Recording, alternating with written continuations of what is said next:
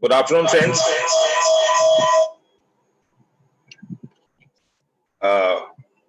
We welcome you all to yet another endeavor to disseminate knowledge through the speakers who have created the name and brand as such, not only as a lawyer and a judge, but being an erudite speaker.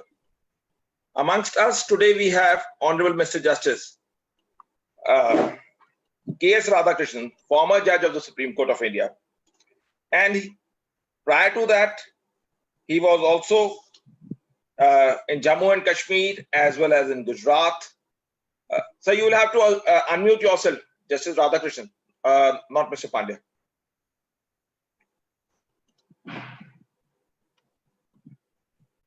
Sir, right side, you will have to click that audio. Audio. What about audible now? Yeah, so it's audible. Okay, very good. Yes. Thank you. Thank you. Though Justice K.S. Radhakrishnan doesn't require any introduction as such, but just for a brief, those who are connecting with us or who haven't looked upon as a counsel, he had represented various state entities when he was a counsel, State Bank of Travancore, Cochin University of Science and Technology. And he had a practice of immense standing. He gave his judgments, which are a landmark itself, as a student of law, and lawyers and other people at large have looked upon the judgments which he had been penned by him. And Mr. Aseem Pandya, because of his immense knowledge and being a good speaker, we quite often call him on this platform so that he could share his knowledge. And Mr. Aseem Pandya has participated on these webinars as a speaker, and more so has also participated sometimes as a participant, and gave his insights while the speakers were speaking. His knowledge while as a speaker shows his different facet while he comes as a participant, and off the cuff when he gives the insights, the session becomes more insightful. We look upon him more as we can say, a knowledge partner to this platform, because his knowledge gives the different dimension to the platform. Welcome to both of you, sir. As Mr. Aseem Pandya is a senior advocate from Gujarat and has been a former president of the Gujarat Bar Association, his passion of being associated with studies and disseminating knowledge is immense. He has authored 5 law books, that is in Right and Constitutional Remedies, Law of Bail, Contempt of Court Act, Rights of Arrested Person and Investigation. And he has delivered, as we said, has a passion, delivered lectures in the Judicial Academy as well as on the Police Academy. Today, we thought that the topic and the format should be different from the normal one, which we invariably have, at least on this platform. Today, we are having on Articles 2 to 6 and 2 to 7 of the Constitution of India. There are 10 misconceptions which, according to us, one invariably as a student of law or a lawyer or as a professor, etc., we carry. That's our first brush of impression. So we thought that today we will post certain questions and have the insights from Mr. Pandya. And they say, just like the lawyer of a lawyer doesn't die. And we thought, while we have Justice Radhakrishnan, he would be giving insights, more like a verdict from his side, that what insights Mr. Pandya gives on that particular question. There could be 3 ways. Rather, we will write, instead of having questions at the last end of the session, we would like that when Mr. Pandya gives his thought process, and Justice Radhakrishnan, invariably, just like any other person, would have either he could endorse what Mr. Pandya says, or he buttresses the further submission that it is in the right direction, or he can also differ. Because as they always say, that the facet of law is that one can always disagree on the issue of law, but they will always agree on the heart, because once you're on a common tangent and a common page, that makes the relationship more homogeneous. And with Justice Radhakrishnan, who had been in the Gujarat High Court, and Mr. Pandya, so one common page which I can at least call out is that they have the as they say, root of Gujarat.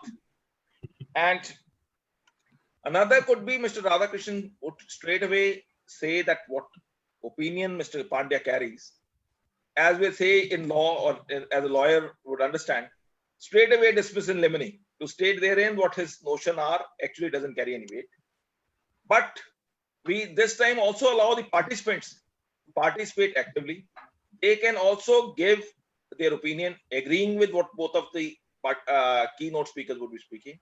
They can disagree with them, and they could also give an insight. We just want that the platform should have a different facet, which invariably we have not started off. Either it has been a monologue or participants participating, or one carrying one brief for one, like Mr. Pandya came once, we had Mr. Pandya speaking on public law litigation, and Justice C.K. Thakur, as we all know that he's a speaker with immense knowledge, he spoke on public interest litigation. But today we have a participation in a different way. With the permission of Justice Radhakrishnan, we can start posing the questions to, or the insights which we believe that he should give. Sir, with your permission, could we start off the session? Yeah, we can start. Yes, we can start. Right, yes. Mr. Pandya, since you have been practicing on the writ side under Articles 226, 227, we would like to ask as to whether Article 226 of the Constitution of India is only intended for the purposes of writ jurisdiction, and what is the scope of that? Okay, I followed the question. In fact, before I begin, I must share something which is common. You pointed out that Honorable Justice Radhakrishnan was Chief Justice of Gujarat High Court, and thereafter he became Supreme Court Judge. Now, one thing which we share is that my book on writs and constitutional remedies was launched by him. So that is one factor which I share with him. And I have close affinity and highest regards for his legal acumen and his legal knowledge. Second is that my Contempt of Courts Act book, where Justice Radhakrishnan was pleased to write a foreword for me. So I am indeed indebted to Justice Radhakrishnan, and I am indeed very happy to see him after a very long time on this virtual platform. So it is, sir, indeed a great pleasure meeting you again after a very long time, sir. It's my pleasure also to meet all of you, especially when it is a program organized by Gujarat Lawyers of Gujarat. I cannot say no. Yes, thank you very much. And it's a great pleasure for me to meet all the lawyers and students who are practicing this in the Gujarat High Court once again. Some of the faces are very familiar to me, and some few new faces also. Right. Now, so, Mr. Pandya, we have just I just noticed it down that we also have Justice S.H. Vora. So we can unmute him. Great. Okay, very nice. We're just unmuting Justice S.H. Vora. We would like to have, if he could also be an active participant with all this. This is very good, very nice. Sure.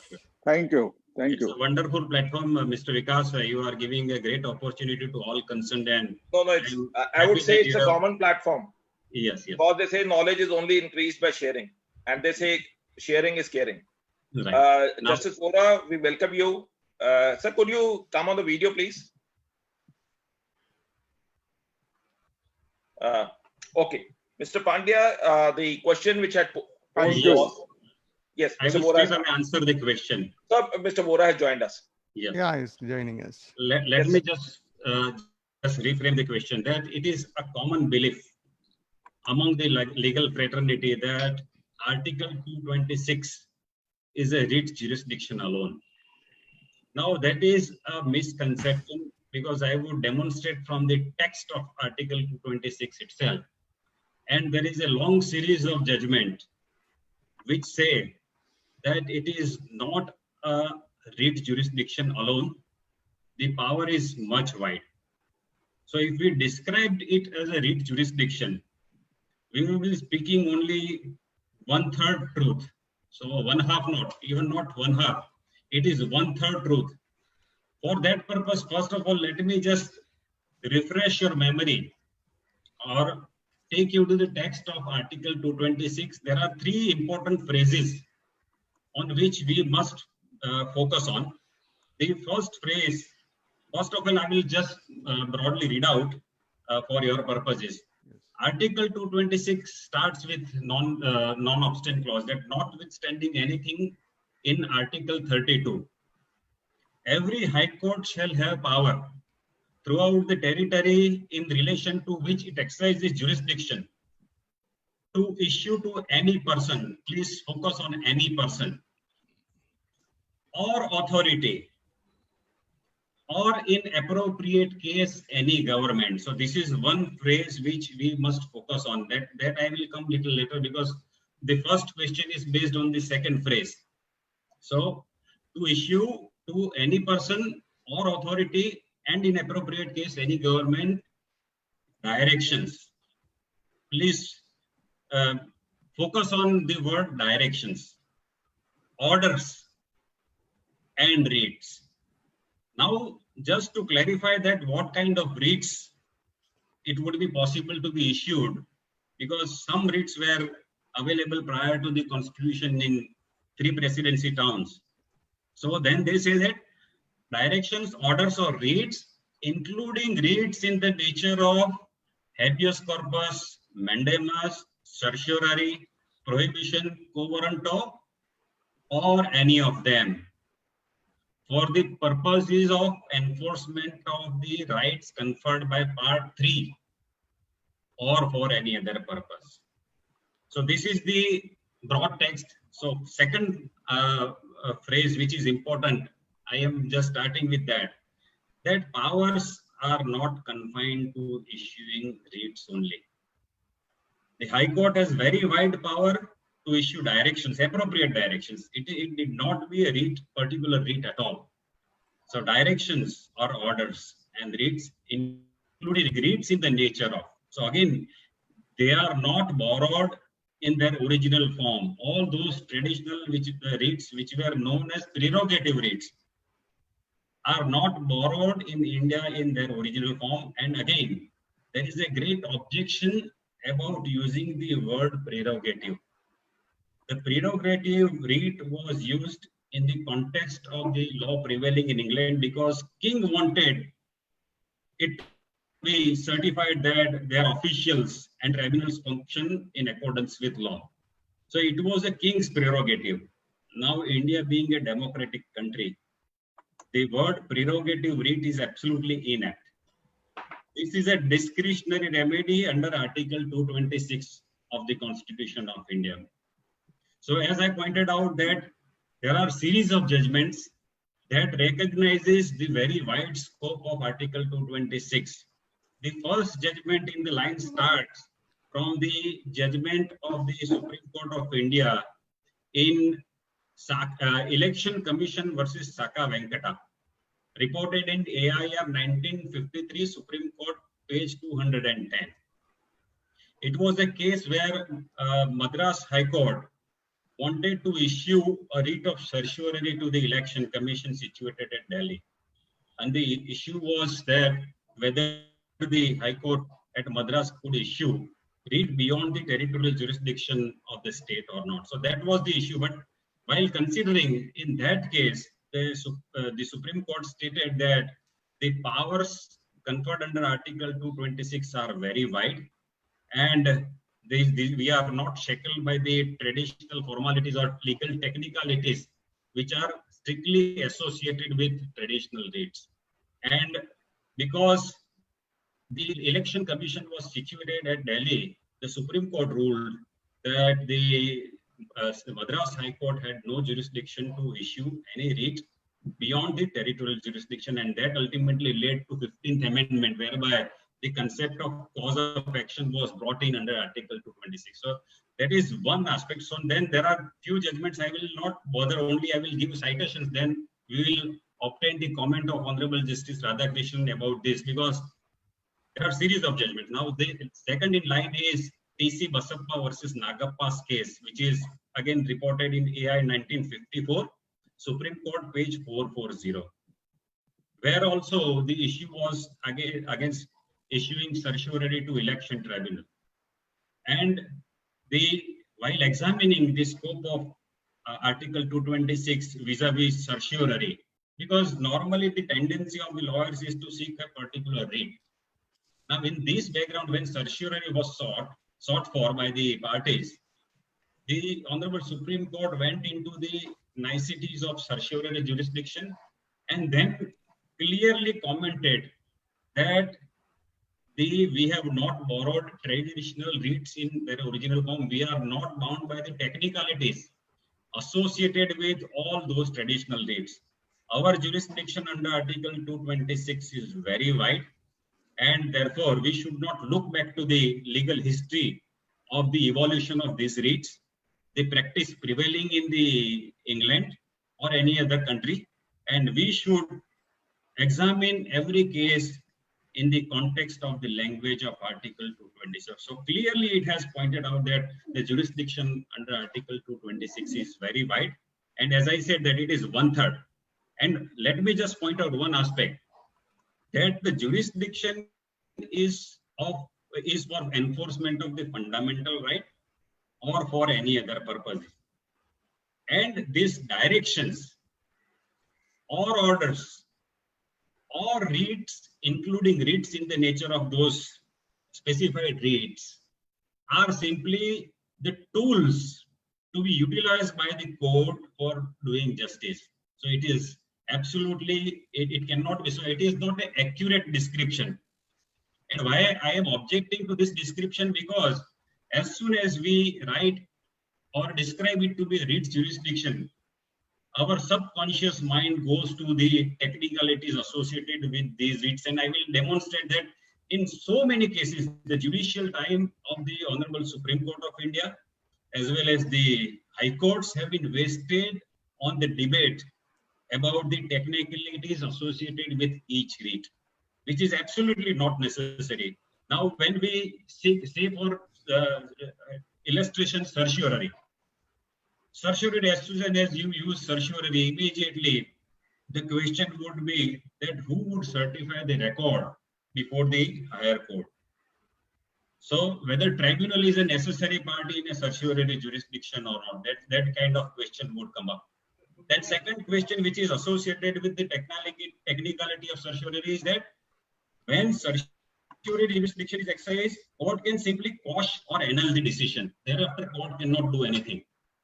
Now, that is again not the jurisdiction, because jurisdiction is quite wide. So indirectly, as soon as we use a specific writ, then automatically those technical considerations will come into play.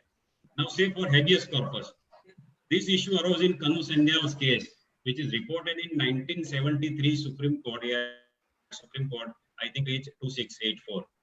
There the question was that whether production of a body in a habeas corpus proceeding is a mandatory or not. And the Supreme Court again looked back to the concept of habeas corpus, its evolution, and all those technicalities, and ultimately said that in England also these technicalities are now given up. And more particularly, again, they referred to the Basappa's case, Nagappa's case, and said that we have already clarified in 1954 that this is a very wide jurisdiction and justice can be done in appropriate manner by using appropriate direction, order, writs, and we should not confine ourselves to all these technically archaic constraints which are utilized or which are there in the England. So ultimately, the Honorable Supreme Court in Kanu Sanyal's case said that the production of body in habeas corpus proceeding is not a mandatory requirement, and then said that our jurisdiction is totally different. So it is only 1/3, as I said, direction is there, second is order is there, and third is writ there, and then it says including writs in the nature of. Now I'm coming to the word in the nature of. It has also some historical background, and there is a reference of this word in the nature of in Constituent Assembly debates. When the Constituent Assembly debates were discussing this article, which was draft article 202 originally, there are these they discussed on the aspect whether this Mr. read should be incorporated. Shall I intervene, Mr. Yes, Panda? yes, yes, Mr. sir, Panda, yes, sir, we have please. altogether 10 misconceptions. Right. You know, we are This one will take little long. Thereafter, the rest of them will not okay. take No, much. no, This will cover most of the just things. to no, and we are taking one by one, or we are taking the One- entire thing one by one by one. So you are One by talking about the first misconception, isn't it? misconception, and Okay. I will be just in 2 minutes. I will Okay, conclude. okay. Yes, sir. So there is a historical background because before this constitution came into force, there was already change in the England. In the England, there was an act enacted, that is Administration of Justice Miscellaneous Provisions Act 1938, which removed the word writ as a prefix to all these traditional rates. So there was already a discussion whether we should use other directions, orders, or writs, etc. And prior thereto, there was already one judgment, that was Hamid Hassan versus Banwari Lal Roy, that is AIR 1947, Privy Council, page 90. There, on the basis of the change that had taken place in England, the order in the nature of quo warranto was sought for. So all those things were discussed, and ultimately the Constituent Assembly simply incorporated these reads in the by name, just to make it clarify that ordinary legislation should not be in a position to tinker with this wide power, including those reads. Those reads should not be taken away by ordinary legislation, and it would require constitutional amendment. So I will now leave it to Honorable Justice Radhakrishnan to put a query or add something, so that we can clarify if somebody else has any question on this aspect or not. Yes. Good evening to all the participants. Yeah, I'm sure that you are all practicing lawyers and a few law students also. So far as I am concerned, I'm as a layman. I'm neither a practicing lawyer nor a judge. So I'm away from the system as such, but I'll be very happy to recollect what I've done for almost 20 years, 2 decades as a lawyer as well as a judge for 20 years. Now, I agree with Mr. Pandey that the Article 226 of the Constitution is very wide. It is not just to issue some writ, because there's we have to, examine this issue with an historical perspective, because we all call all these writs, whether it's certiorari or mandamus or habeas corpus, everything, we call it as English prerogative writs.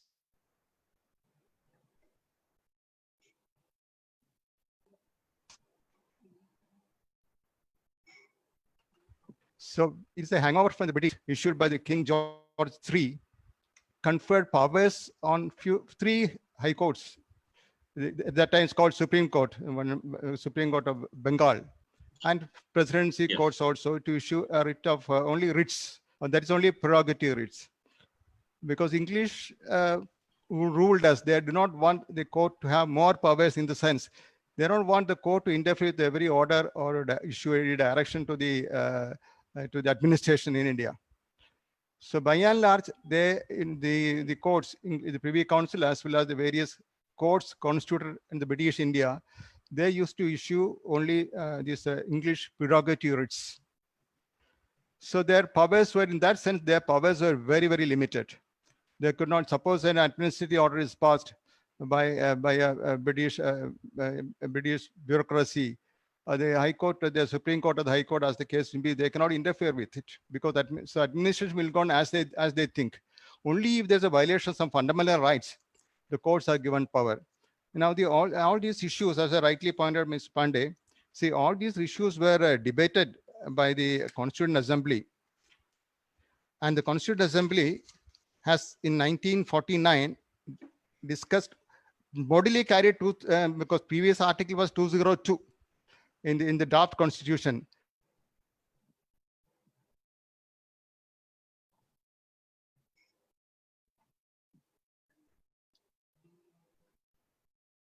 So probably you will have to that was relog. incorporated as a 226, and in 7/6/1944 there's pardon.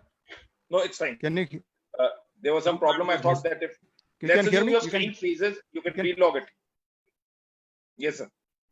You can hear me? You can hear me? Yes, sir. Yes, sir. Yes, sir. But you cannot see me, isn't it? No, no, we are able to see you. Yeah. Anything now? Okay, very good, very good. So that Constituent Assembly, all these issues were discussed, whether you should restrict Article 226 only to the English prerogative routes, or we must widen the powers of the courts under Article 226. The Constituent Assembly in its meeting on 7/6/1949 discussed all these issues and decided that in our constitution, Article 226 should be very wide. In the sense, not only we have the power to issue prerogative writs, we have all the powers to issue various directions. And even if a legal right is violated, that can also be corrected by 226. But I have seen a large number of cases where lawyers normally put either 226 or 227. Probably even sometimes 226 may not be necessary, but on the abundant caution, every petition 226 and 227 without knowing the difference between 226 and 227. So I agree with the Panda that what you have said is absolutely correct. And the decision Saka Venkata Rao's case, the Madras case, is imported in 1953 by the Supreme Court. IA 953 Supreme Court 210. We have again reiterated what is the scope of Article 226, and there's a large number of decisions of the High Courts as well as Supreme Court explaining the powers. Though there cannot be any doubt that the High Court has the power not only issue the prerogative writs, High Court can issue various directions orders, which is more wider than the powers of the Supreme Court and Article 32. 32 is confined only to fundamental rights. Of course, Supreme Court has got other constitutional powers also, and has various other articles. But when we compare Article 32 with 226, the 226 is so wide. So we can issue not only prerogative writs, we can correct the orders of any administrative order or executive order, even if it is not violative article of the fundamental rights. If it is violative of statutory provisions, High Court can interfere. It may not be violative of a fundamental rights. Mere violation of a legal right is sufficient to invoke Article 226. So I perfectly agree with what Mr. Panda has said. I would request Justice Radhakrishnan to recollect that in Gujarat state, yes, these petitions that are filed under Article 226 are entitled as special civil application. And I see a great wisdom in it by those who have introduced this system, because most of the courts have started describing it to be a writ petition. Now, as I said that because of this, it's inaccurate. I would not say that it is absolutely incorrect, yes, but it is an inaccurate description. In my personal view, it is a power of judicial review. Judicial review of examining various aspects. That will comment little later. But in Gujarat High Court, they are described because it's a special jurisdiction, not a writ jurisdiction. Okay. So next question. Yeah, Mr. Pandya, that it is believed that whether it is not believed, do you believe that it is the powers are of the continuation of the writ jurisdiction are the powers which already were possessed by the High Court even before the Constitution of India was enacted? Honorable Justice Radhakrishnan has slightly commented on it. I may just within 2-3 minutes elaborate it and then conclude it. Now, this is a very important issue that most of us are laboring under a misconception or myth that the high courts that were in existence prior to the commencement of the Constitution of India had writ jurisdiction. Now, Justice Radhakrishnan said that by the Charter of 1774, Supreme Court of Judicature at Fort Williams at West Bengal was established. Right. And by that charter, the powers of King's Bench were given to presidency. Three Supreme Courts that were established under different charters. One was 1774, courts at Calcutta, Fort Williams at West Bengal. Then in 1800 it has Madras Supreme Court, and 1823 it was Bombay High Court. Bombay. So all these, yes. So these three Supreme Court derived their jurisdiction of issuing prerogative writs in those days by that charter, and therefore there is somehow we carry an impression that now this 226 has simply replaced and it has been made available to all courts, because prior to this constitution, except these three presidency high courts, because after this Supreme Court came to be abolished by Indian High Courts Act 1861, the letters patents came to be issued, and this jurisdiction is preserved. Jurisdiction of the Supreme Court of issuing these prerogative writs were preserved. So somehow we carry an impression that all high courts that were established under different charters prior to the Constitution of India did have power of issuing writs. And there is again misconception that those writs were prerogative, because some writs become statutory writs. That I would like to just point out for just information and knowledge. Now, 1898 Criminal Procedure Code made habeas corpus as a statutory writ. So it ceased to be a prerogative writ even prior to the Constitution of India. Section 491 of the CRPC 1898 said that it would be now a statutory writ. So even in 3 presidency towns, it would not be as a common law writ. So that is one aspect. Then this mandamus also ceased to be a prerogative writ because it was incorporated under Section 45 of the Specific Relief Act 1877. So these 2 writs were taken out, being a common law writ. But as I said, that since writs were being used frequently in the old judgments also, we carry an impression that the high courts that were in existence prior to the Constitution of India were possessing these prerogative writs, and that is how this misconception will have to be dispelled. So this is my take on this, that the original courts were not possessing this jurisdiction. So this is an absolutely new jurisdiction. That what I'm trying to convey is that Article 226 is absolutely a new jurisdiction, not possessed by the previous high courts. That is the. We will ask Justice Radhakrishnan what is his insight, and since we have Justice S.H. Vora also, we will unmute him. We will also take his insights. Yeah, I have already, when I was answering the previous, I was explaining the previous question.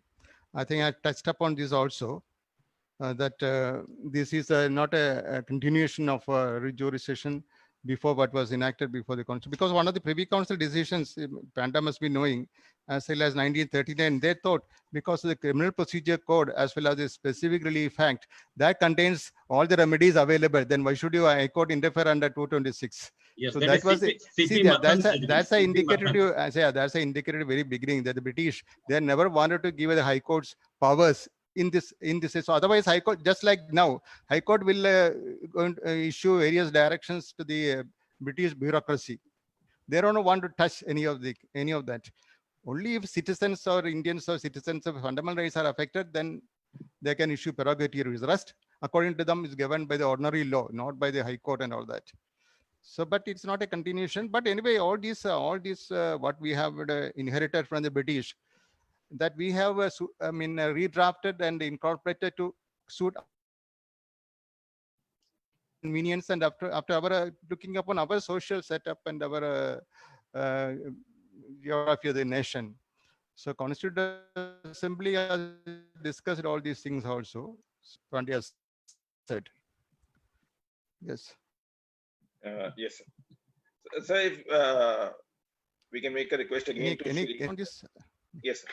We will make another. Yes, sir. Mr. Vora has joined, I think. Yes, sir. We are asking him, Justice Vora, to unmute himself. Yes, sir. Yes. I am listening to learned speakers. Good evening, Mr. Vora. Yes, sir. Good evening, Mr. Vora. Nice to see you. Yes, thank you, sir.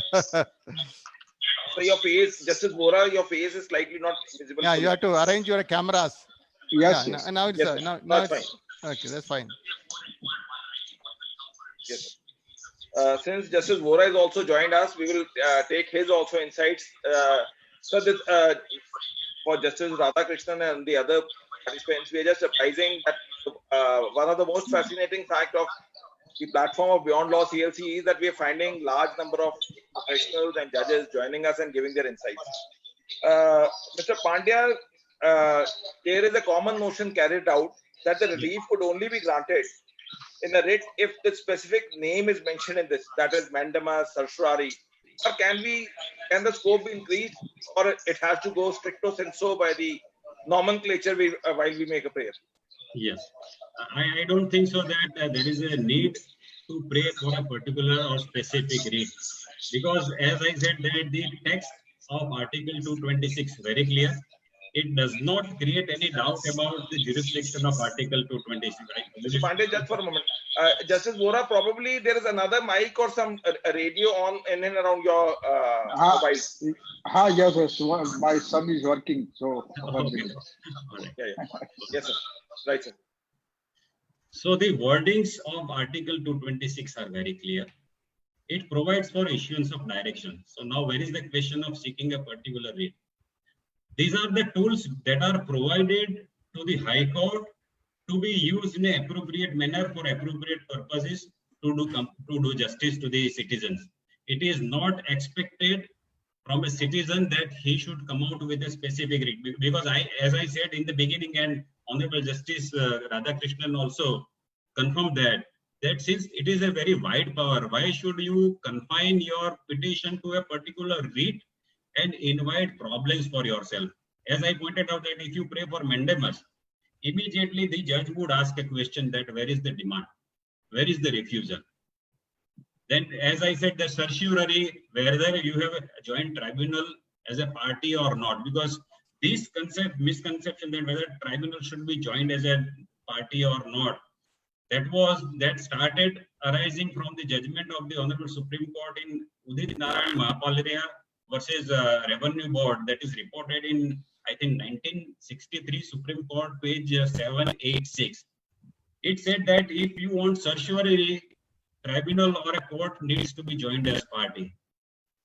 Now, ultimately, recently in 2015, Shri Jogendra Singh Vijay Singh versus State of Gujarat, the Supreme Court has clarified that it is hardly relevant whether tribunal is joined or not joined, and it does not affect the maintainability of letters patentable based on such a trivial point. Now, interestingly, why there is insistence of joining tribunal as a party in England?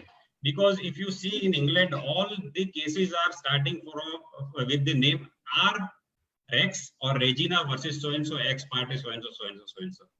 So their king wants to be certified. So the tribunal or the subordinate judiciary or quasi-judicial authority is supposed to transmit the record. Now, we have seen in High Court, nobody transmits the record. It is the petitioner who brings action.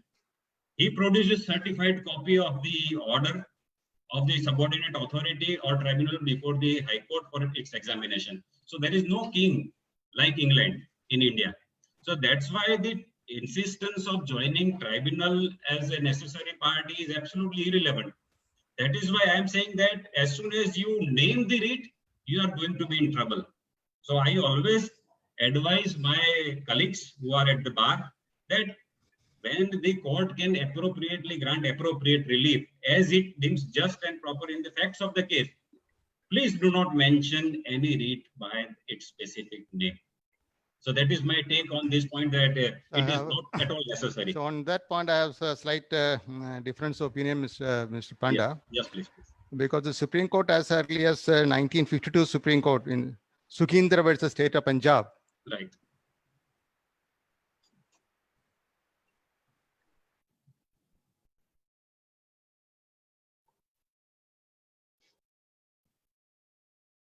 Sir, your voice is not coming. Sir, Your probably voice you is have not to. coming. Has laid down the law that in the absence of any rules, you can hear me now? Yes, Yeah. sir. Yes, sir. Yes, sir. You have to repeat, sir, audible? because we could not hear it. Is it? Oh, I see. Yes. So after you said that Punjab judgment, you're No, not no, audible. is it in a? Yes. Oh, I see. So probably the bandwidth could be an issue. Unmute.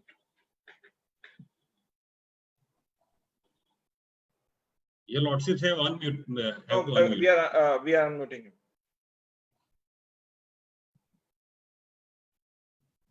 So unmute yourself from the by clicking the right button. Yes. Is it audible now? Yes, sir. Is it audible? Yes, Yes, yes. Now, Because in 1952, IR 1952 Supreme Court, in Sukhindra versus State of Punjab, they said that in the absence of any rules framed under Article 226, generally you must conform to the provisions of the CPC. Now we find that under Article 225 of the Constitution, High Court has got the power to frame rules. I think the Gujarat also, I think in 1970 they have 5 rules, High Court rules. 1993 rules, yes, 1993. Earlier it was 1975, I think in 1993, subsequent 1993 rules. Earlier we were governed by the Which- appellate side rules of the Bombay High Court. Yeah. So different high courts have different rules. Madras High Court, Kerala High Court, and Bombay High Court, and so on. They got a different rules how to frame a writ petition. So generally, I would say that we must indicate the writ under which whether it is certiorari or habeas corpus or mandamus we are asking for, because we are all trained lawyers. You are very experienced lawyers, not a layman. When a layman write a letter, he need not write mandamus or need not write certiorari, etc. So as a trained lawyer, I think you should know where you stand. What are the relief you're seeking? So it's convenient. It will be very convenient for the court also. Otherwise, the court has to find out where it falls. Whether you are asking a mandamus or asking a certiorari or a prohibition or a habeas corpus and all that. So Sir, no, just hear me, Mr. Honda. So Yes. generally, I think because since being all trained lawyers, you should indicate under which category of your facts will fall. Whether you are asking a prohibition, habeas corpus, and so on, certiorari and so on. But in a large number of cases, high courts, also as Supreme Courts, entertain large number of petitions written by laymen, even postcard also being taken as a writ, and court will decide as to in which category it will fall. So court has to do that because especially in social relevance matters, you have to do that. So by and large, I would indicate that you must do. There is an exception, of course, in a case, suppose a lawyer has missed a particular, suppose he is seeking a mandamus, but instead of that, he said some other certiorari. So High Court can distinguish, High Court can find out at the time of hearing under which category is false. But by and large, I would say that you must follow the, you must indicate the, the provision or the writ you are asking for.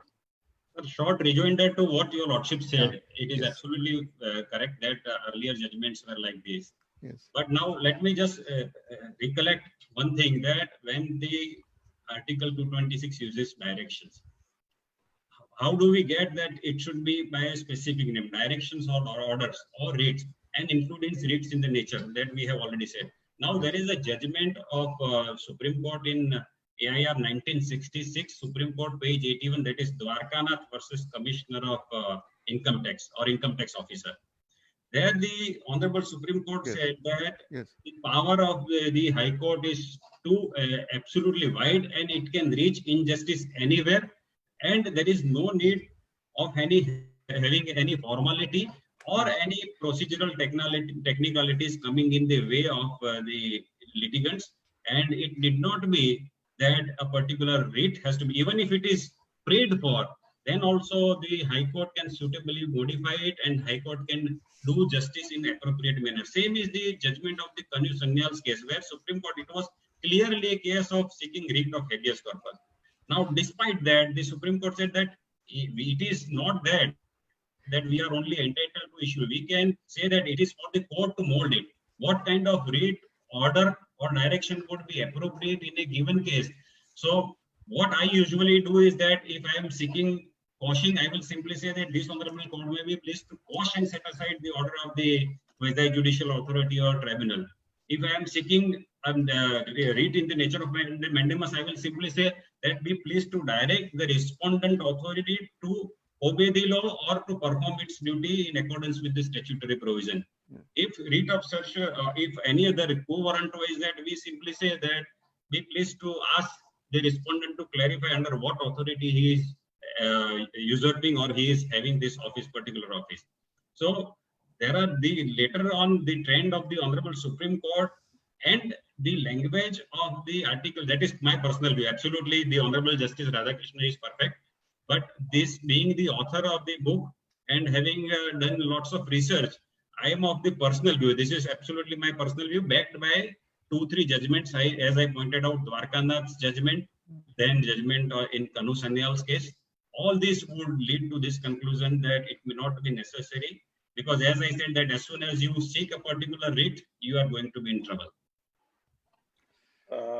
Yes. I would just like to add before we ask, but I also personally feel that once you write certain particular clause, at least what Justice Radhakrishnan also said, that in that particular way, the bench or the, let's assume the other side also gets at least in which direction the party does.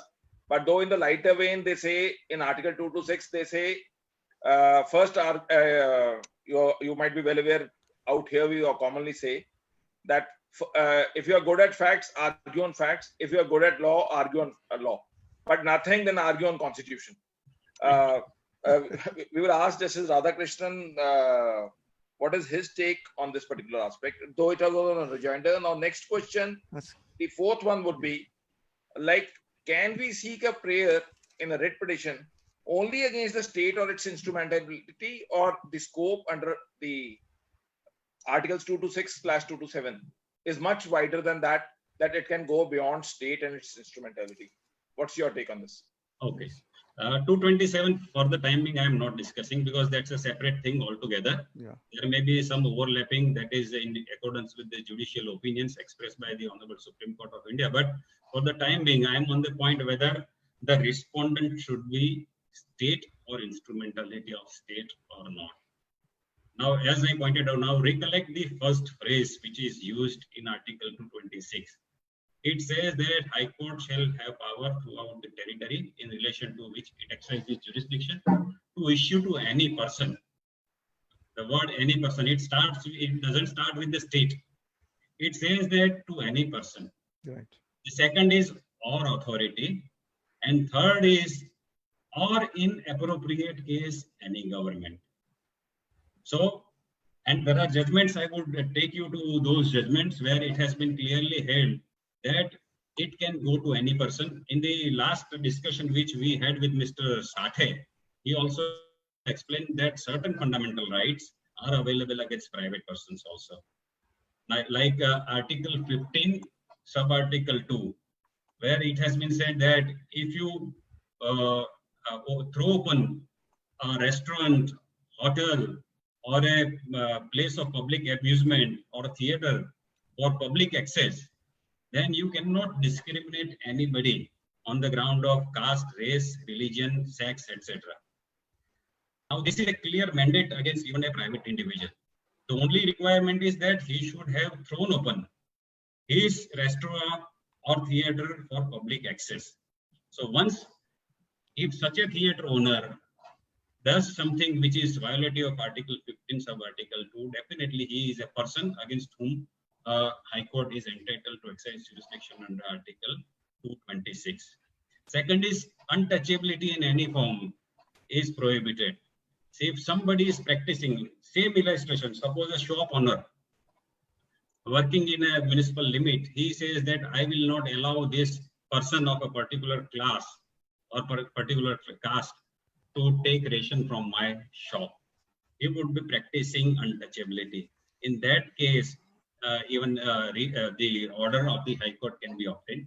Then there is a article there which prohibits employment of children below 14 years in hazardous industries or employment, and trafficking in human and beggar is also prohibited. That also article does not specifically state that it is only available against state. So if a private employer employs a child below age of 14 years, he can also subject to the jurisdiction under Article 226. Similarly, illegal detention, unlawful confinement of a private individual. We simply file petition under Article 226 because it is available against person also. Now, usually when somebody is illegally detained, or it would be an offense, illegal restraint or unlawful confinement, it would be an offense punishable under IPC. But still, while exercising 226, the Honorable Court issues a writ in the nature of habeas corpus against a private person. So there are n number of things where private person can also be subject to jurisdiction under Article 226. Now, let me give one more illustration. Probably Justice Radhakrishnan was, I think, a Yes. party to that judgment. I think Yes. this state BCCI versus Bihar Cricket Association. Yes. Whether BCCI is a state Yes. or instrumentality of state or not. The Supreme Court categorically stated that it is not a state or instrumentality of state. but it is still subject to the jurisdiction of the Honorable Supreme Court, Honorable High Court under Article 226 of the Constitution of India. And the most classic judgment, which I would refer to, is one must take note of this judgment, where Honorable Justice D.P. Vadhva in UP State Land Development Bank versus Chandrabhan Dubey. It's a classic judgment, which is reported in AIR 1999 Supreme Court page 753. It was a case of dismissal of few employees of a land development bank, and the fundamental issue was whether it was amenable to jurisdiction under Article 226 of the Constitution of India or not.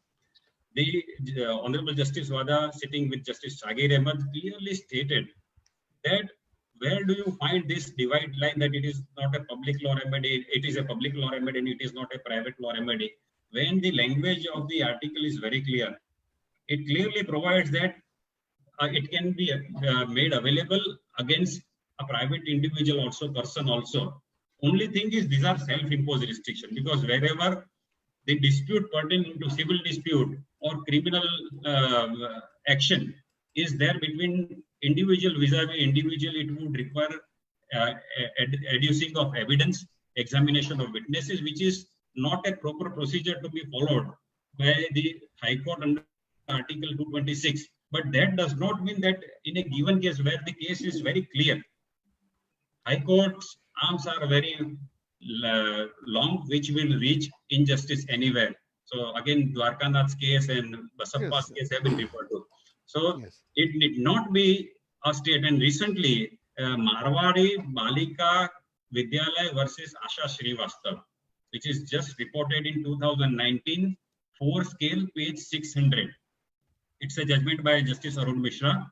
And it has been stated that it was a case of private unaided educational institution, whether it would be amenable to 226 jurisdiction or not. And same is the case of Dr. Janit Giabol versus SRM University, where also SRM University, whether it would be subject to 226 or not. So court said that whether it is instrumentality or state or not, but what is necessary to be ascertained is whether it is discharging some sort of a public function or not. If it is discharging a public function, then it would be amenable to 226. And the respondent did not be in every case. Usually, yes, a formal respondent should be a state, but it did not be necessary that in every case, the state or instrumentality of the state should be a party. So that is my view, personal view, from gathered from all the reading of these judgments. And now, Honorable Justice Radhakrishnan.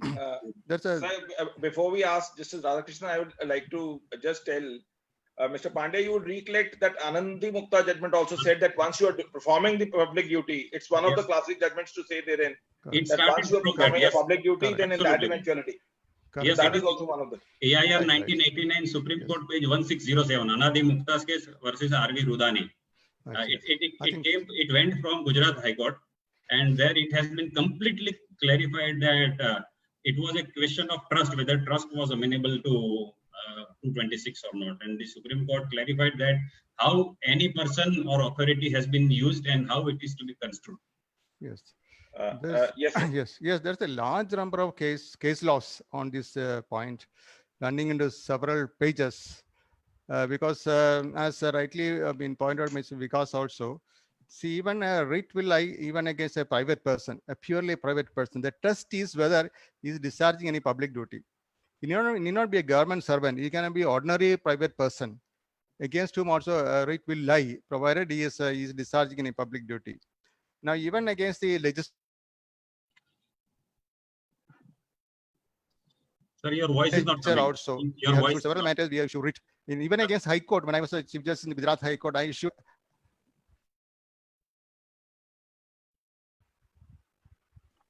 Is there anything wrong with the internet? Now, can you hear me? Sir, I think probably, can you hear me? We are able to hear you, but sometimes the audibility just goes flat, and sometimes the video. Probably the internet is an issue. Just check it on the screen. It should come that the internet is unstable at your end. Because once the internet is unstable, it invariably displays on the screen that the internet is unstable. And Mr. Pandya, till Justice I think the Radhakrishnan said- internet is good. I think now the internet is good. Can you Sir, hear you me were now? sharing very good thing about your experience as a Gujarat High Court. Your lordship had issued something that was Yeah. not heard Okay. later on. Later You part can- note. You can hear me now? Yes, Yes, yes. sir. Yes, sir. Yeah, even against the, when I was there, I issued a notice against the High Court itself. So High Court is also amenable to the jurisdiction, right? Jurisdiction to 226 or 227 as the case may be.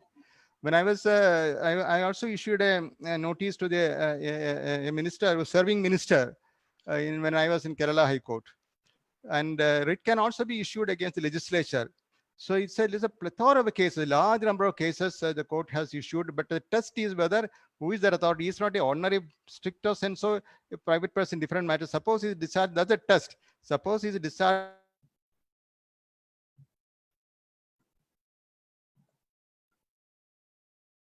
any public duty, writ will lie against the legislature, the case against this. That is quite common nowadays now. We have seen the Chhattisgarh High Court and various High Court has issued notice to the speaker also. So everything is amenable to this because after all, it's a basic structure of the Constitution, Article 226 and 227. As far as High Court is concerned, these are the basic structure of the Constitution that cannot be taken away even by the Constitution. So everybody is amenable to jurisdiction, subject to some very, very few exceptions. So that is the law. I agree with what Mr. Pandey has said. And the case laws, if you look at, there's a large number of case laws running into pages and pages. Housing board is a local, is not a, but there are different opinion also. Sometimes some judges will say there is no effective control, government control is not there, or government has no, involved in financial involvement, especially in the cooperative societies matter. Invariably, you find large number of cases where they say writ will not lie against a cooperative society. At the same time, certain matters, the court has said, no, even against cooperative societies also writ will lie, depending upon the financial involvement. Suppose a grant is given by the government to a society, a mercantile society and so on. And there's a large number of cases.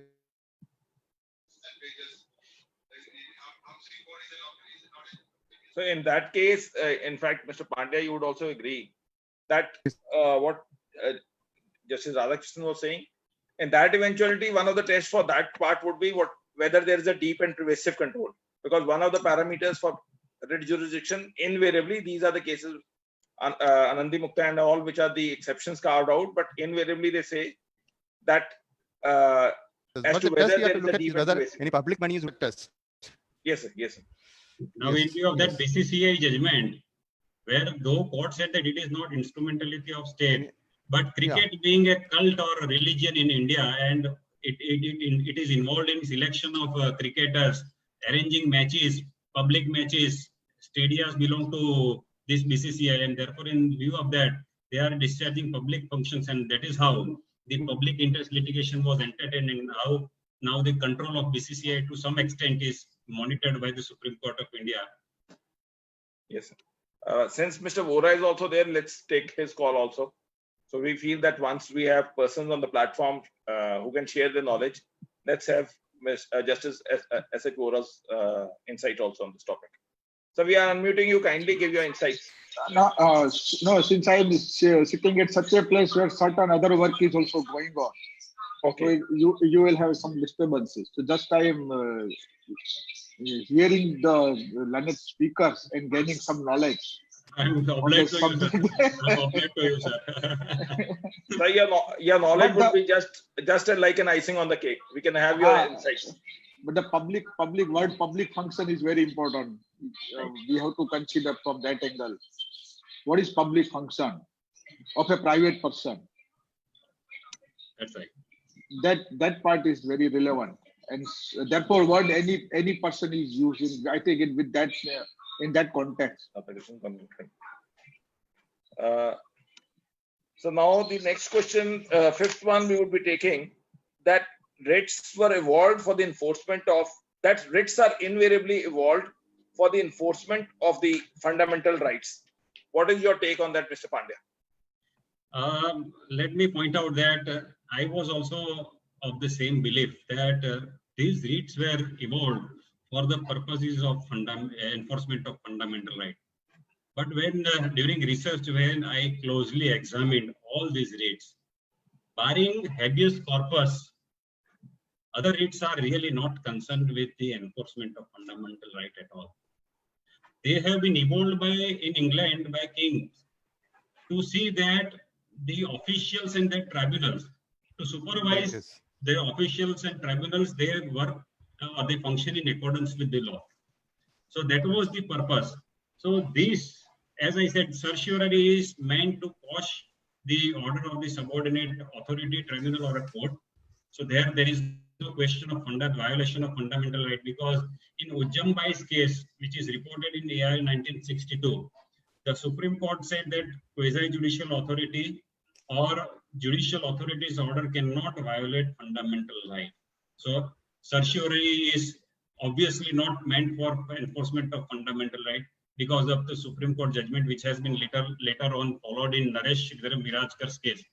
And interestingly, very interesting observations have been made in Ujjambai's case and Naresh Mirajkar's case about the judgment of the Honorable Supreme Court of USA in Snowden versus Hughes, which is reported in 1943, 243 US page number 1, Justice Frankfurter. He says that Constitution does not guarantee or assure uniformity in decisions by the judicial authority. The judicial decisions turn on the facts and evidence laid before the authority or the court, and therefore, when it is decided in accordance with the facts and evidence laid before it, it cannot be branded as violative of fundamental rights, and therefore, usually certiorari is not meant for that, for enforcement of fundamental right. So that is how it has been viewed, and it has been followed. Now that is the case of certiorari. Mandamus is usually for seeking direction to see that a statutory obligation is discharged or public function which is vested in the public authority. If it refuses to carry out that public function or statutory function, then it is directed that it should be issued. So there also usually a question of fundamental right does not arise. Overanto, obviously not, because you are simply asking the person who has usurped the office, public office, asking his authority under what authority he is occupying it. And prohibition is issued at the interim stage, certiorari at the end. So virtually the purposes of certiorari and the prohibition are to see that subordinate courts, tribunals, and authorities function within the bounds of jurisdiction. They do not exercise the powers not vested in it.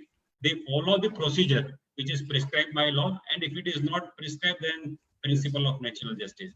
So barring habeas corpus, these writs are meant for good governance. Let me clarify and let me repeat that writs are meant for good governance, to see that government functions in accordance with the constitutional norms and statutory prescriptions, and to maintain rule of law in all governmental actions. So if anything is colorable exercise of power, mala fide exercise of power, that is liable to be interfered with. So where technically speaking, the question of fundamental right does not arise, but I must put a caution here. There are lawyers who would argue against me. They say that in view of the judgment of the Honorable Supreme Court in Royappa's case, AIR 1974 Supreme Court 555, and Maneka Gandhi's case, if these kinds of violations are there, then there is a violation of Article 14, 19, and 21. So they argue that now because of this Article 14, so it's a question of fundamental right. But I would draw the attention of the august audience to the fact that before these judgments were pronounced, these are the principles of administrative law, and they were in vogue in India. If you look at the judgment in A.K. Kraipak's case or Binapani Days, State of Orissa versus Binapani Days case, they held that administrative decision or quasi-judicial decision, if it is in violation of the principle of natural justice, or the procedure which is established has not been complied with, or it is in exercise of colorable exercise of power, then also the Constitutional Court is entitled to quash such a decision. So these two judgments, Royappa case and Maneka Gandhi's case, has simply said that these principles of administrative law are now part of Article 14, and that is how we invoke Article 14. But as such, irrespective of Article 14, 19, and 21, these principles are available in the form of principles of administrative law, and therefore Article 226 available to seek necessary justice in this regard. Yes. Before we ask Justice Radhakrishnan, like Yes. you said, the facet that after the judgment of Bina Pani, that is 1967 Supreme Court, page 1268, Yes. AIR, wherein it said it was primarily on the principles of natural justice and qua date of birth. Do you believe that the writ could be invoked? Let's assume we say it's an authority performing a public duty and there is a breach of a breach of principles of natural justice. What is your take on that, Mr. Pandya? It is very clear from Reach versus Baldwin, which is reported in 1964 appeal cases, which has said that if any decision has been taken in violation of principle of natural justice, it is nullity. It is void ab initio, because somebody has not been heard. So you are deciding something ex parte without giving an opportunity. And therefore, whatever points he wanted to urge, a person wants to urge, Yes. have not been taken, and therefore it is ultra virus. So that is how the jurisdiction of 226 can be invoked when there is violation of principle of natural justice. Justice Radhakrishnan, like what Mr. Pandya said, Yeah. you believe that once there is a basic violation of two principles of natural justice, that is, nobody can be condemned unheard, number Yeah. one, Yeah. and nobody can be judged in its own case.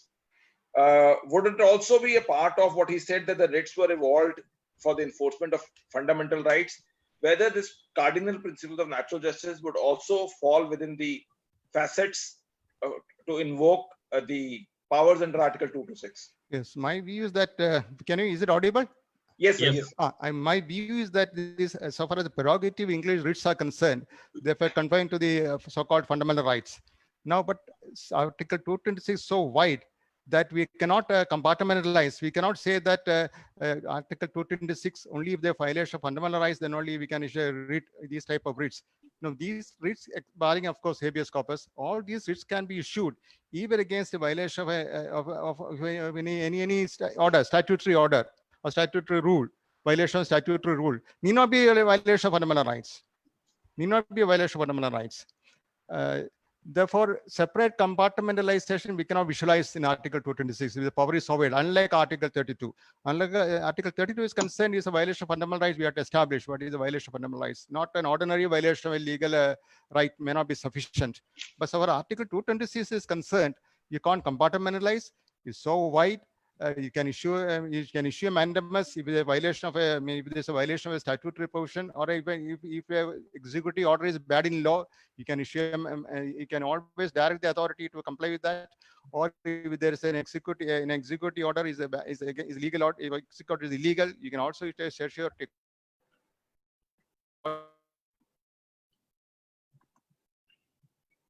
whatever it is. Need not be settled. Even if a violation demonstrate, suppose a statute says that given notice or notice, suppose notice is not given, it's not a violation of fundamental right. It's one right, it's a violation of that particular rule. Then of course we can definitely quash that order and direct reconsideration. In a given case, even if there is no provision for issuing notice, even then, suppose the court feels on the facts of the case there's a violation of natural justice, court can always quash the order, irrespective of the fact there is no provision for issuing notice. So Article 220 is so wide, we can exercise all these powers. Yes. So again, in the lighter vein, they say that the powers under Article 226 is so broad. They can do everything except from changing man to woman and woman to man. Rest all powers are vested in that. But there's a caution also, is highly discretionary. The fact that is highly discretionary is a self-imposed restriction. We shall not exercise in all cases. That is a power given to the judges to see that the more the power, the more careful you should be when you exercise the power. Yes, sir. Before we take the next question, I add to one sentence to Justice Radhakrishnan's view, that somebody in one case, Rohtas case and this UP State Banks, it has been stated that while exercising jurisdiction under Article 226, the court would not act like a bull in a china shop. So this is a self-imposed restriction that has been borrowed from Rohtas case in UP State-led development case. So court would not be acting. There are self-imposed restrictions. Yeah. Yes, they always say that Self-imposed the restrictions are there. self-imposed restrictions are the best way to Best- move forward. Correct. Otherwise, the thing will do. Now, the sixth misconception, which invariably the lawyers or the persons carry, I will say lawyers, because they invariably, while giving their opinions, believe that this subordinate courts are not subject to writ of certiorari, especially after the judgment of Radhesham versus Chabinath. What is your take, Mr. Pandya? Actually, I have written a detailed article analyzing the judgment and criticizing this judgment, that this judgment has completely brought a new concept altogether. All the subordinate courts were subject to certiorari jurisdiction. That was the original concept. It was to control subordinate courts, this certiorari jurisdiction. So 226 also refers to the word certiorari. Therefore, inevitably, it would also entitle High Court to issue certiorari to subordinate courts. So the judgment in Surya Dev Rai's case, that is reported in 2003 Supreme Court 3044. It's a very correct judgment where Honorable Justice has considered all these aspects, and this judgment has just simply been rendered only on the ground that there are no precedents available in India where writ of certiorari had been issued to subordinate courts. So that is the sentence which has been used in Radhesham versus Chabinath. They have ignored the basic charter of 1774. That is one aspect. Secondly, the judgment of the Privy Council in Annie Besant versus Advocate General, which is reported in 1919 Privy Council, AIR 1919 Privy Council, page 31. There also the Privy Council clearly said that it is despite revisional jurisdiction of High Court under section 435 of Old Code and 115 of CPC, it is possible to issue certiorari to subordinate court. And then there is a judgment, another judgment of the Privy Council in Rayats of Garbando versus Jamindar of Parla Ki Medi, which is reported in 1943 AIR Privy Council, page 164. And it has been followed in Basappa case and Hari Vishnu Kamat's case. So everywhere, even the first judgment on certiorari clearly lays down that it is to remove judicial orders. Now, how come this principle has been brought into our jurisprudence that subordinate courts cannot be subject to 226? Now, the first judgment on this certiorari jurisdiction is Province of Bombay versus Kushal Das Advani, AIR 1950 Supreme Court 222. In that case, also the Supreme Court examined what are the parameters, what kind of acts. So basically, subordinate authorities, quasi-judicial authorities is merely extension of the original jurisdiction, which was supervisory in nature in respect of subordinate courts. So in my personal view, this judgment requires reconsideration on various grounds that I have already stated, so not taking much of time on this issue. But there are fundamental things that have been ignored by the Honorable Supreme Court. Yes, sir. This is Radhakrishnan. Yes, this latest decision, Radheshyam, of course, that is a three-judge judgment written by Justice Goyal. Of course, judgment has overruled Surya Dev Roy, but at the same time, they refer to the 9 judges bench in Mirajkar. In Mirajkar, 9-judge bench of Supreme Court has held, where they held that the certiorari does not like to quash the judgment of an inferior court of civil jurisdiction. So they have followed the 9 judges bench in Mirajkar and held that judicial order of a civil court is not amenable to writ jurisdiction under Article 226 of the Constitution. The logic may be that a civil court order is always judicial order is always appealable. So why should we exercise the extraordinary power under 226 to quash a judicial order? Assuming is wrong. It's an appeal. The regular appeal is there. Regular statutory appeal is there. Appeal court carry out all the powers of a subordinate court, all the powers of a civil court, just like an original court, all the powers of an original court. So it can reverse. So that was the logic that guided the court to reverse the Surya Devi's case. And following Mirajkar of 9 judges bench, 9 just categorically said, certiorari will not lie to quash a civil court, an order passed by a civil court. And rightly also to my view. Otherwise, in 226, you are going to interfere with all these orders passed by civil court. So that's my view. two comments on Naresh Mirajkar's case. Yes. In that case, the issue was that Yes. High Court had restrained publication of testimony of one of the witnesses. And that was challenged Yes. by the parties before the division bench. And so the High Court said that we cannot issue certiorari to our own court, single judges. Yes. And thereafter it went before the Supreme Court. Yes. And the Supreme Court was not really concerned with the subordinate court at all. It was the jurisdiction of the High Court. High Court had prevented publication of the testimony of one Mr. Goda who was there. And it was likely to create some prejudice. So it was a kind of a gag order. And therefore, it was in fact a clear violation of fundamental right by the order of the High Court. But the issue which was there in the Supreme Court was not concerning subordinate court. And interestingly, in Naresh Mirajkar's case, Yes. the Supreme Court has taken note of Halsbury's Laws of England, 1953, third edition. Now, that edition, footnote number 6, said that now we are in England, there is no procedure for issuing certiorari. So footnote 6 was taken into account. But when the new edition of Halsbury Laws of England was published in 1974, he has corrected this mistake. And he has said that in 1960 itself, there are instances where the superior courts in England had issued writs to the courts of justices, crown courts, etc. So there were 2 instances that are cited in 4th edition, and that has been corrected. And even certiorari was issued to crown courts, which is itself a court of record.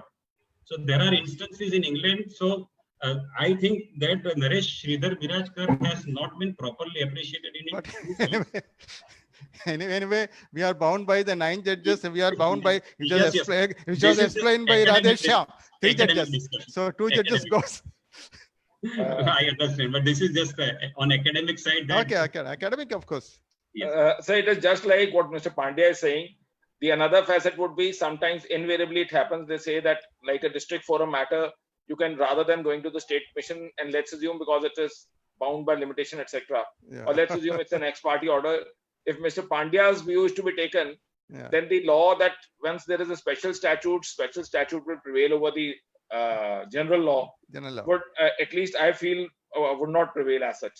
I also principally agree what Justice Radhakrishnan says that Yes, once there is a special statute, the powers under that.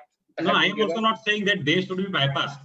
Ordinary appeal and revisions are maintainable. So any recent Yeah. case says that after exhausting even revision powers also, there may be possibility or there may be certain orders revisable. But there may be other orders also, they may not be falling within 115. But it can be examined under 226. That is the Privy Council's judgment, of course. But there Anyway, are different views. well, I understand. Absolutely anyway, agree. now law is settled down anyway. Yes, yes, settled down. Settled. Okay. We can have some insights from Justice Bora also. We will unmute him. We can Yeah. ask. We only feel no, he's there. Since so you will have to yes, sir. One thing was bothering me about this. The one last phrase used in Article 226 is about for any other purpose. If you read last Yes, phrase yes. of the article, what is that? For any other purpose? Because confirmed by Part 3 and for any other purpose. This I will explain, sir, that any other Ha. purpose. yes. So in fact, Mr. Very Pandya, interesting. it says that the judges invariably think ahead of time. The state's misconception, which we were to discuss, was only on the any other purpose. It appears as if the paper has been leaked. Because the eighth, sir, just for Justice Bora's, the 8th question which he had framed was the phrase for any other purpose in Article 226 is not possible to be explained with sufficient precision. What is your take? I think that the paper has been leaked. You will have to have an inquiry on that part. I will be very glad to answer the question. Now, what are the other purposes? So far as fundamental enforcement of fundamental rights are concerned, we are very clear. Now, any other purpose, I think nobody has tried to explain it very clearly. Of course, there are judgments to the effect they have taken into consideration this phrase. But in my view, first is any other purpose means for grounds other than the constitutional grounds. Suppose something is being challenged, suppose law is challenged on the ground of competence, legislative competence, then it would not fall within the phrase for the enforcement of Part 3. That is one aspect. There are other constitutional grounds also on which something law can be challenged. So it would be for judicial review of legislative act on the grounds other than the infringement of fundamental rights. So that is one purpose. Yes. That would include in any other purpose. Second is judicial review of administrative action. Now, administrative action, you are knowing it, that administrative action can be challenged only on certain grounds. They are not referable to fundamental rights. They are based on the principle of Wednesbury unreasonableness, that is Associated Provincial Picture House versus Wednesbury Corporation, which is reported in 1948, 2 King's Bench 223. So administrative decisions will have to be examined whether it is based on extraneous consideration, whether it is bona fide, whether the procedure prescribed is followed or not. If no procedure is there, principle of natural justice is violated or not. So these are not strictly referable to the enforcement of fundamental right. Then judicial review of the decisions of the quasi-judicial authority on the ground that error apparent on the face of the record. So error or acting without jurisdiction. All these are issues not referable to the fundamental rights. Then, as I said, that yes. enforcement of enforcement of rule of law in government elections, because every government authority is bound by statute and the constitutional norms. So if any governmental agency violates any constitutional norm or violates public trust doctrine, because all powers are vested in public trust, and if that public trust doctrine is violated, then to enforce the rule of law also, this phrase would cover this kind of cases also. Then statutory rules can be challenged on the ground that they are beyond the powers of the main enactment. So all those kinds of cases would be governed for any other purposes. So I think this would clarify what Honorable Justice Vora wanted to know. Because in the state of Orissa in Madan Gopal, see, they have what they did is they differentiated, because the former part of Article 226 violation of, as Pandey has also indicated, former part of Article 226 deals with the fundamental rights.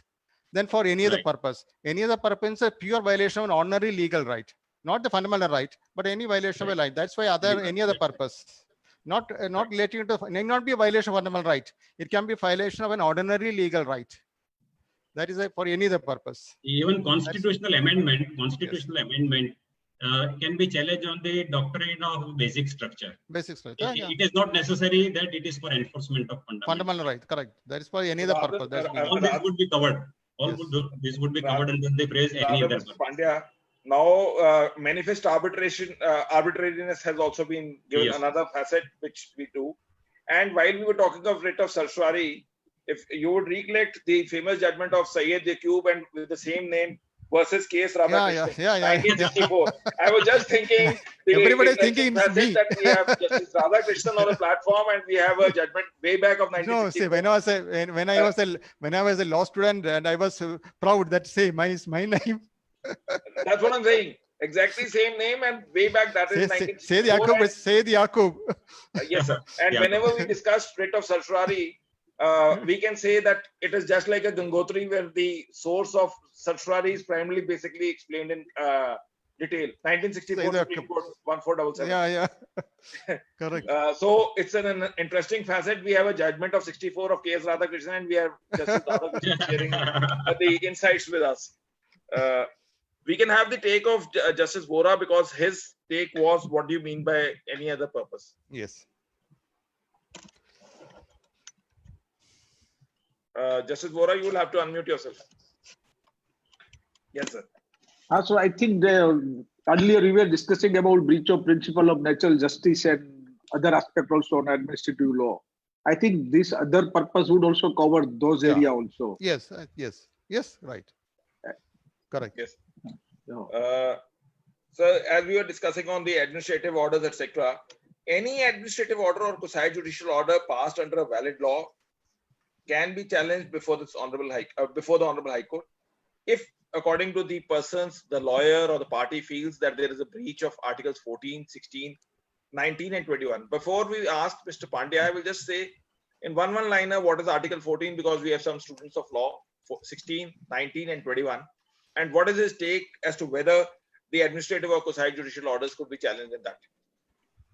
Article 14 guarantees equality before law and equal protection of law, and Article 19 contains freedoms, certain freedoms, clause A to G or whatever may be. And 21 is that guarantee of life and liberty, that no person should be deprived of his life and liberty except the procedure established by law. So these are the three fundamental rights that are covered. Now, usually we feel that we are practicing constitutional law, all lawyers.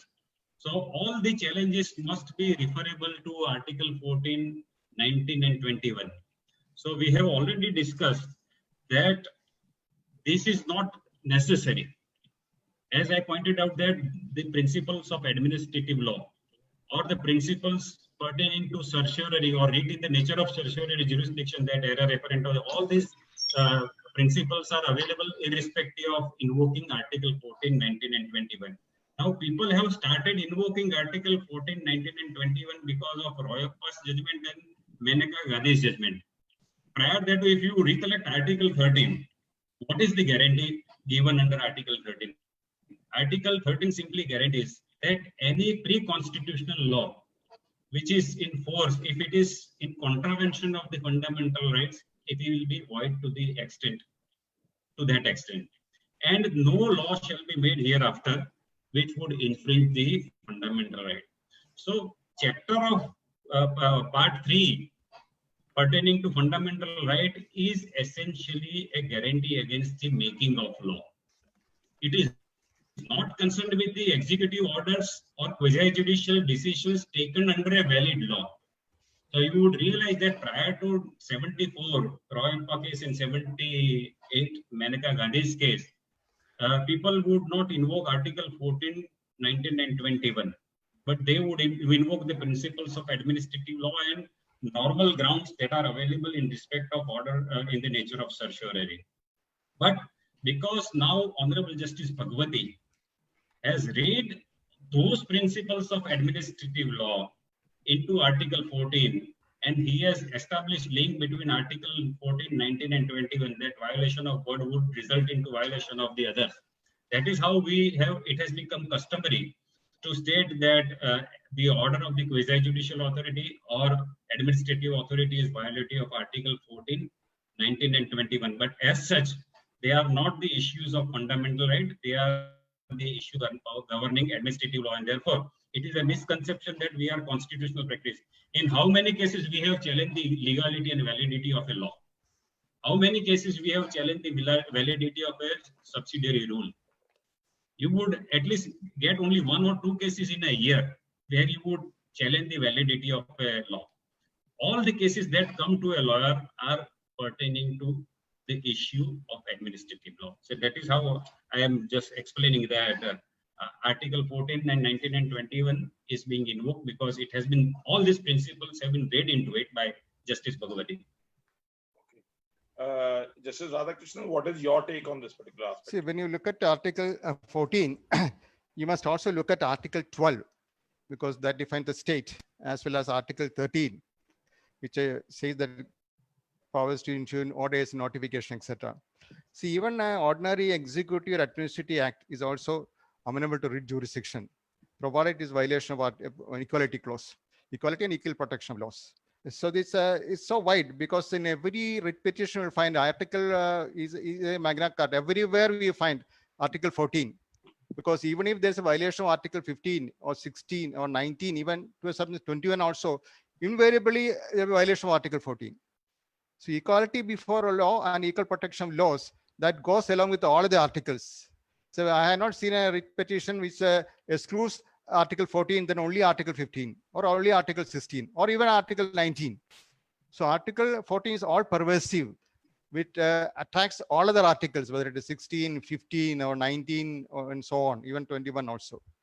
So, so Article 14 is equality before law, means everybody who are equally placed. must be treated equal. So that even if there's a violation, unless there are exceptions, there are a lot of exceptions under Article 15, there are reservation for women, etc., etc. Article 19 also a lot of limitations are there. Subject to all these limitations in Article 19, as well as Article 15 and other clauses, Article 14 applies to all. Everybody to be treated as equal, and there will be equal protection of law for everybody. So that's my view on that. Right, sir. So we have discussed a lot upon Article 226 and the facets. Yes. The last would be as to what is the subtle difference between Article 227 and 226. As we all know that Mr. Pandya's this video on the YouTube of the distinctions between 226 and 227 is widely acknowledged video. The participants who haven't seen, they can always watch that video. It's one of the classic experiences to understand the nuances and differences between Articles 226, 227. But we will just take this last misconception that Article 227 is a remedy like any other constitutional remedy. What is your take on that? And what is the subtle difference between 226 and 227? Yes, we'll shortly conclude because we have already crossed the limit. But anyway, I see. 227, if you read it, it is a power of superintendence. It states that the High Court shall have power of superintendence over the subordinate courts and tribunals functioning in the territory. So it is really concerned with the power. And if you read sub-article 2 of Article 227, it says that without generality of the previous provisions, the High Court shall have power to call for the written, prescribe the forms, and fix the fees for the attorneys, sheriff, and clerks, etc. So it gives an impression that this is an administrative power. And the power of superintendence essentially refers to administrative powers. But there are preponderance of judicial opinion even prior to the coming into. So Article 226 and 226, first distinction is that 226 is a new jurisdiction. 227 was already possessed by the high courts, all high courts prior to Constitution came into force. It was available under Section 15 of the Indian High Court Act 1861, then 107 of the Government of India Act 1915, and there was some change in the Government of India Act 1935. It became Section 224 of Government of India Act, where the jurisdiction was confined to administrative superintendence only. But later on, when the Constituent Assembly debated this, they wanted to restore the original position. And the judicial opinion was that though it is a power of superintendence, it would also include judicial superintendence. But one fundamental point which I would like to draw to the draw attention to the august audience is that it is not a remedy. In fact, it is a duty of the High Court. Wherever usually it has to be exercised suo motu, and I have certain authorities to support this view, that being a superintendent over the subordinate courts and tribunal, when will you act? You will act only when the subordinate court or tribunal has exceeded its jurisdiction, exercised jurisdiction not vested in it, or refused to exercise jurisdiction vested in it. So it is not to correct mere errors of law, errors apparent on the face of the record. It is to correct the jurisdiction, and High Court would be performing its duty. So it is in the nature of duty. It is not a remedy. Of course, usually it is to be exercised suo motu, but it can be exercised at the instance of private individuals. So the exercise of power of superintendence is not precluded at the instance of private individual. But please see distinction. When private individual brings it to the notice of the court under 227 power of superintendence, he will be simply bringing to the notice. Court is not concerned with vindication of his personal rights. Court is concerned with the issue whether the trial court or tribunal has exceeded its jurisdiction. It is acting in accordance with the normal principles of justice, fair procedure, etc., or not. So it is in the nature of duty, and the angle would be different. When High Court's power is invoked by a private individual as acquitted, or it is not precluded, it is permissible. But there are 2-3 judgments where it has been clearly pointed out that usually it is to be exercised suo motu, because being superintendent, we feel that subordinate courts should be kept within the bounds of jurisdiction. So the controversy will have to be viewed from the angle of the High Court's duty and not with from the angle of the giving justice to the individual. So that would be a different angle altogether. And as I said, that 227 is meant for correction of jurisdictional errors only. And there are series of judgments starting from Calcutta High Court full bench judgment in Dalmia Jain Airways versus Sukumar Mukherjee, AIR 1951, Calcutta 153. Then Variam Singh versus Amarnath, AIR 1954, Supreme Court 215. And it has been followed in Sadhna Law, then Mohammad Yunus, etc. So there are some deviation, but in my view, those judgments, that is Variam Singh versus Amarnath, lays down the correct law on the power of superintendence. So this is in the nature of duty, and it is not a strictly a remedy which is available to the citizens. Yes, but High Court is not precluding such petitions being filed at the instance of individual. That is my personal view. Before taking, asking the Justice Radhakrishnan, since what you have done, Pooja asked, there is a thin line of distinction between Article 226 and 227. An order passed by an authority, though not a tribunal, under any law, should it be challenged under Article 226 or 227? And how to overcome this problem? I usually advise everyone to challenge under Article 226 because of Radheshyam's judgment now. Only those courts which are subordinate courts, they are excluded from the purview of 226. The rest of the things are still available and still debatable because the court in Radheshyam has not discussed as to the how tribunal, because 227 uses tribunal also. So if we go by the analogy of Radheshyam, even tribunal should be excluded from 226. That has not been stated. Only strictly those courts which are subordinate, they are excluded from the parameters of certiorari jurisdiction. So all authorities' decision, tribunal, quasi-judicial authorities' decision, administrative decisions will have to be challenged under Article 226 only. And if you have guts to state that the judgment of Radheshyam versus Chabina lays down the correct law and it needs to be ignored as being per incurium, then you can argue and challenge even subordinate court's order, but usually you would not succeed because judicial discipline requires that High Court should follow the Supreme Court judgment. Before we ask Justice Radhakrishnan, one question, if it can be answered along with that, that is by Professor Radheshyam. Which article of the Indian Constitution confers the power of judicial review to the apex court? Kindly give the insights upon that also. It has been judicially interpreted that 226 is a power of judicial review, or any other purpose would cover the judicial review. There is no express provision which gives the power of judicial review. Yes. And so one question, since we are on the last question, I am taking the questions only, and then we will ask this thing.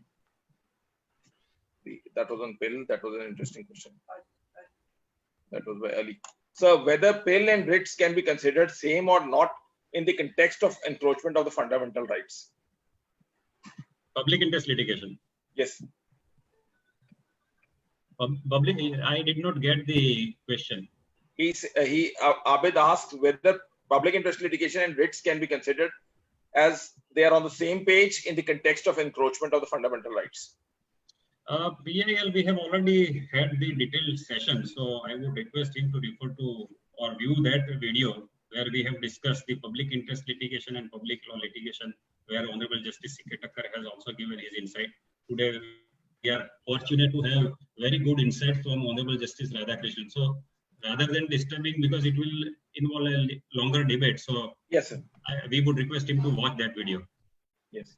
Yes. So before we part for the day, we will ask Justice Radhakrishnan whether Article 227 is a remedy like other constitutional remedies or not. See, just like Article 226, Article 227 is also a basic structure of the Constitution. See, it's a power given to the High Court. It's a constitutional court for superintendence over the courts of the subordinate courts. See, in one word, I can answer what is 227. See, while exercising powers under 227, High Court is not concerned with the decision. High Court is concerned only with the decision-making process. As a sitting judge, I had a lot of occasion to consider various writ petition filed under Article 226. For example, one matter, a district judge, of course, he several times he never used to follow many of the judgment of the High Court or even Supreme Court.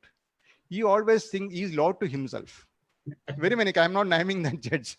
I'm not naming judge. There are judgment of the High Court categorically says on certain under the Land Forms Act as well as the Motor Vehicles Act, but he decides according to himself this is the law.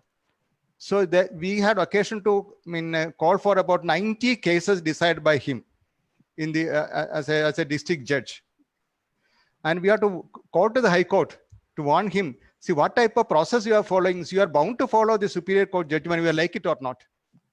Many a times as a High Court judge, I may have a different opinion with the ruling of the Supreme Court. That doesn't mean that I should not follow the Supreme Court. That is the law of the land.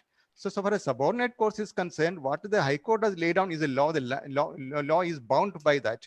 So in cases where the High Court finds that a subordinate court is not, ultimate conclusion may be right, but whether High Court is not under 226, High Court is not sitting as an appellate court. It is only examining the decision-making process, not the decision. So how he has ultimately he may arrive at a correct decision, but arriving at a correct decision, whether he has consciously overlooked a binding judgment of the Supreme Court or High Court. So High Court can always call for the files. And the administrative side, we have won several judges also while exercising power in 226, 227. It's an extraordinary power given to the High Court. And another question, I think, regarding that bill, the public interest litigation can be treated as a writ. Of course, it can. Yeah, public interest litigation came before the High Court or Supreme Court. Definitely, the court has to examine whether the grievances raised in the public litigation will fall under which category of writs. We can issue a writ of censure in a public interest litigation appeal. We can issue a mandamus also. We can issue a habeas corpus also, and coverando also. It's all depending on the type of appeal and the relief sought for. So there is we cannot say that merely because it's a appeal, we can't apply any of the writs available under Article 226.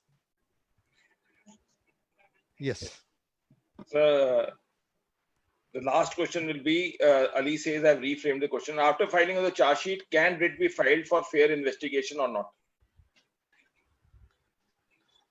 It is to. Yes, yes, definitely. Hello? Definitely. Yeah. Fair investigation is a fundamental part of Article 21. 21, absolutely. So it can be done. There is no problem. You can file it, but we do not know what will be the result. Filing, no problem in filing it. Further investigation. It's all depending on the facts of the case. Further investigation. Thank you. Justice Vora had posted the message that he had to leave for the day. Yeah. We are all thankful to all the participants for connecting with us. That gives us more motivation to do better. And that is one of the reasons that we are continuously coming on this platform. And Mr. Pandya, as I earlier said, that his insights have always been insightful, and people are actually liking that. And that is why we are calling upon. And after we have been reading the judgments of Justice Radhakrishnan, we were too pleased to hear him on the platform of virtual. We would request him that he should come again on this platform, give the insights. Definitely. It's my pleasure. It's my pleasure. Because, Mr. Pandya, we can have a session on administrative law, because on administrative law, as such, the sessions we haven't taken much. We would request Justice Radhakrishnan any topic of his choice, or we can have on administrative law. Yeah, we can have it, no problem. So it's a learning process for me after leaving the institution. I shall not forget my past, Really, and I must also educate myself. So that rather to the contrary, it is a one lesson which we have learned, that, like they say, one should continue to be a student of law. Yeah, absolutely. We draw inspiration from you. We draw inspiration from you that you are still thinking to be a student of law, that though we never believe that you're on the wrong side of the age, because we always believe that those who are connecting with us, they can be only young and very young. So you are young to take us, because the only way to look ourselves is Mr. Pandya, though, had a birthday last week. Happy birthday on this virtual platform. Oh, happy also. birthday, Ms. Pandey. Thank you. Happy Thank you very birthday. much, sir. Yeah. Thank Yeah. So do stay connected with us. We have shared the link of our Beyond Law CLC YouTube Yeah. channel. You can get like Mr. Pandya's sessions and any other sessions. And That's good. as we have requested Justice Radhakrishnan and he has acceded to our request, Yeah, we would definitely. be, I'll be delighted. I'll be delighted to join. I think this type of virtual conference should be held quite often on various topics. It's a really a learning process for all of us, for the youngsters, for law students, and the senior lawyers and junior lawyers, because the law is developing every day. New decision, new theories, and all logical Yes, sir. everything. yes, so So they it's say a the law, learning law process is the so far. most fluid, law is the most fluid thing, which Most continues definitely. to Yeah, it's a correct. Yes. living this thing. Yeah. So everyone stay connected, stay blessed, and thank you on behalf of Beyond Law CLC to Justice Radhakrishnan, Mr. Seem Pandya, and though Mr. Vora is not there, thank you to Mr. Vora for joining us and giving the insights on the insightful session. And I think the misconceptions part which we had written, after the session, having been given insights from the speakers who have immense knowledge, as they say, any knowledge is just like a light and it is a photosynthesis. All plants grow better after there is a light. So I can only say after this webinar, there's a sunshine in the minds of everyone. So do stay connected, stay healthy, stay blessed. Thank you, everyone. Mr. very much, Vikas, Justice there's Radhakrishnan. Vikas, Thank you there's very one much. more. Mr. Vikas, there's one more thing. Normally, after the conference, we'll have high tea, but webinar, we have to go to our kitchen and have tea. The only difference today would be, I agree upon what you are saying. We can also Otherwise- have dinner. That's only, I was jokingly say this is No, only no, not in another conference. I was telling this is only disadvantage. If it's a Yes, virtual, virtual it is otherwise after that everybody goes together, have a chit chat and having a tea. But That virtually, is not possible here. virtually Yes, that it's is not impossible. So the only subtle difference, according to me, would be that after these virtual platforms that we have been connecting you and Mr. Pandya in Gujarat, myself in Chandigarh, that the spirits are high and tea we can always have separately and with the family. That There's a of course, spirit that we that is always there. and that is what has been often said, That's that always old order there. changeth, Yeah. yielding But grace we do to not you. know, but the technology may improve. Technology may improve after say 50 years. Probably we can even exchange coffee or tea or some toffees That's right. That's right. Definitely. across the screen. We do not know. That's true. They say what you had perceived, what you had conceived, it can ultimately be achieved. They only Yeah. say that there are 3 steps of process of the mindset: Yeah. perceive, conceive, and achieve. Yeah. So thank you, everyone, and we will Okay, all thank have you. tea Thank together you, and thank we'll you. enjoy on the virtual platform. Thank you. Right. Thank you, sir. Thank you all. Thank you.